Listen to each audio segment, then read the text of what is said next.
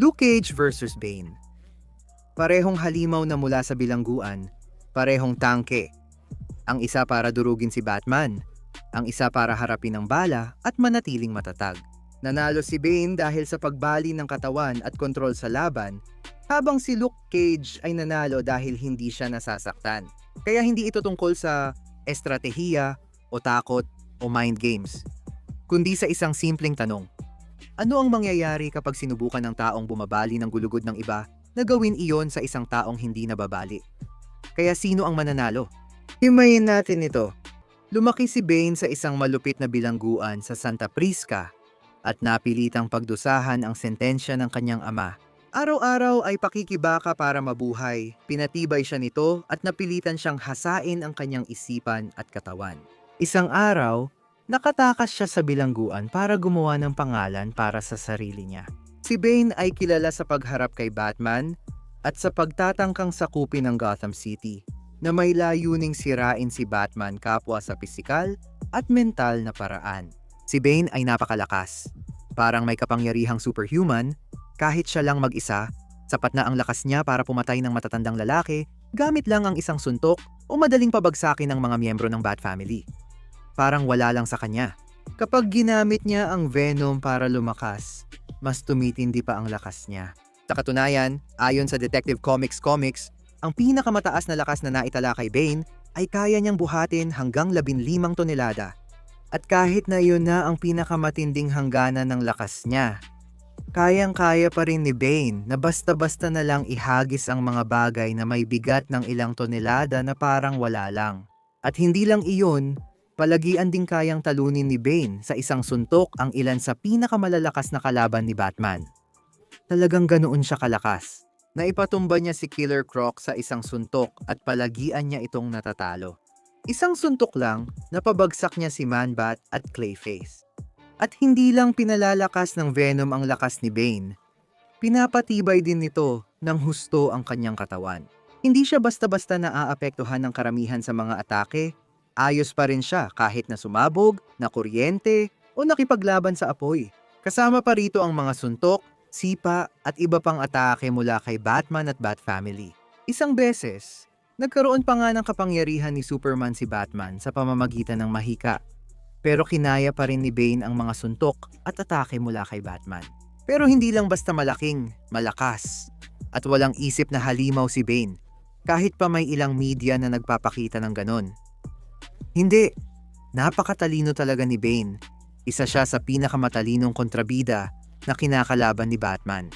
At si Bane ay isa sa iilan na hindi lang basta natalo si Batman, kundi isa rin siya sa iilan na natuklasan na si Batman ay si Bruce Wayne pala.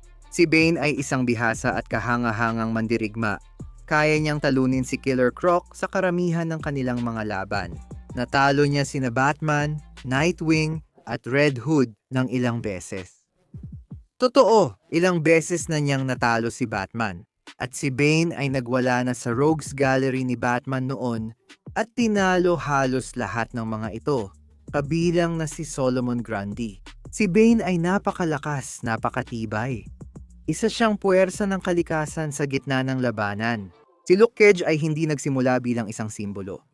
Hindi siya pinili ng mga Diyos o sinanay ng mga monghe o binigyan ng tadhana. Si Luke Cage ay isang ordinaryong lalaki mula sa Harlem.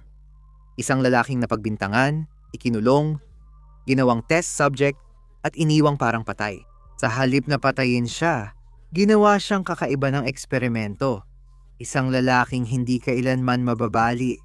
Look, nakuha ni Cage ang kanyang kapangyarihan mula sa ilegal na eksperimento sa kulungan para muling likhain ang Super Soldier Serum.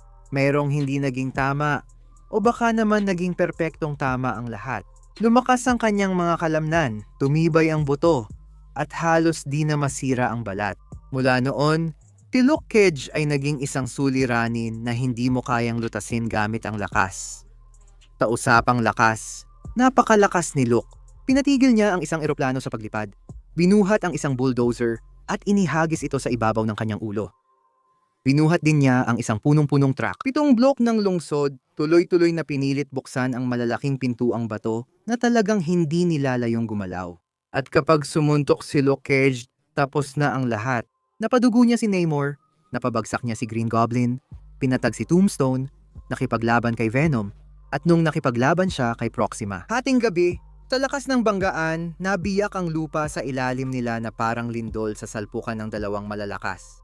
Si Luke hindi niya kailangan ng buwelo, hindi niya kailangan ng mga pakulo. Basta suntok lang siya at ang mundo na ang sumasalo ng pinsala. Pagdating sa galaw, parang tren si Luke na natutong tumalon. Diretso siyang tumatakbo kahit may bakal na pinto, kayang lampasan ng kalsada sa isang talon, at tumatalon ng 5 palapag na parang walang hirap.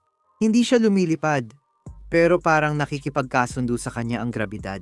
Pero sa tibay, dito nagtatapos ang kahanga-hanga kay Luke Cage at nagsisimula ang hindi patas.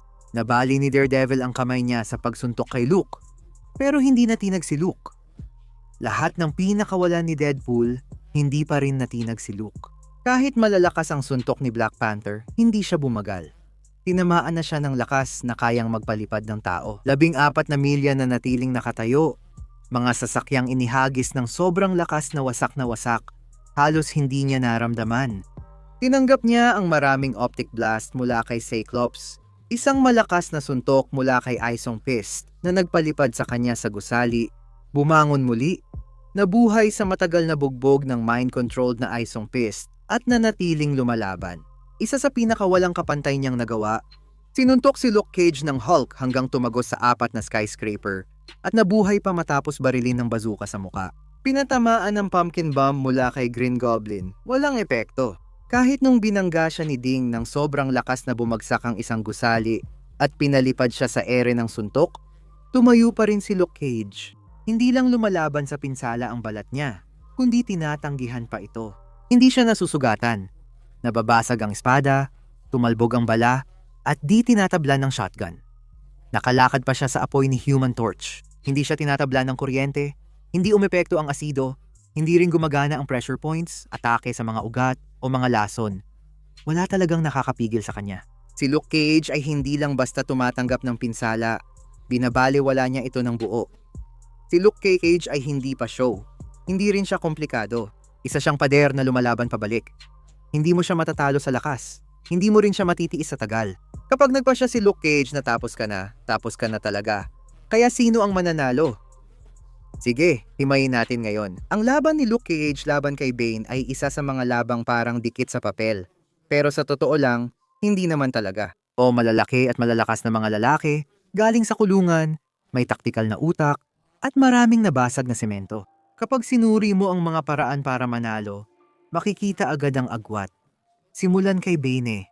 Nakakatakot siya sa kanyang larangan. Isa siyang taktikal na henyo. Sobrang disiplinado at pisikal na parang superhuman. Kahit walang venom sa katawan, kaya niyang bumuhat ng kotse, magtapon ng tao na parang laruan, bumali ng gulugod, at mangibabaw sa Bat-pamilya. Natalo na niya si Batman ng mas maraming beses kaysa sa karamihan ng mga kontrabida, at malinaw ang paraan ng panalo ni Bane. Lampasan sa pag-iisip ang kalaban, hanapin ang kahinaan, kontrolin ang laban, at sirain ka pisikal at mental. Epektibo ito laban sa street level na bayani at karamihan sa low tier meta. Walang mapapala si Bane kay Luke Cage kasi si Luke Cage ay hindi si Batman. Walang marupok na buto si Luke, hindi siya umaasa sa gadget, at walang kasukasuan na pwedeng targetin ni Bane. Pinakamahalaga, wala talagang pakialam si Luke Cage kung suntukin mo siya. Malakas sumuntok si Bane, sobrang lakas. Kayang magbuhat ng tonelada at makabali ng buto ang mga suntok. Mas pinalakas pa ng Venom, lahat yan. Mas malalakas pa ang tinanggap na suntok ni Luke Cage at nagpatuloy pa rin siya. Pinag-uusapan natin ang isang taong tumanggap ng suntok mula kay Hulk, itinapon sa matataas na gusali, at kinaya ang bazooka, granada, at bugbog mula sa mga superhuman. Pero nabuhay pa rin. May balat siya na hindi tinatablan ng bala, kutsilyo, at kahit anong matinding puwersa. Ang buong opensa ni Bane ay nakabatay sa pagbali ng mga katawan.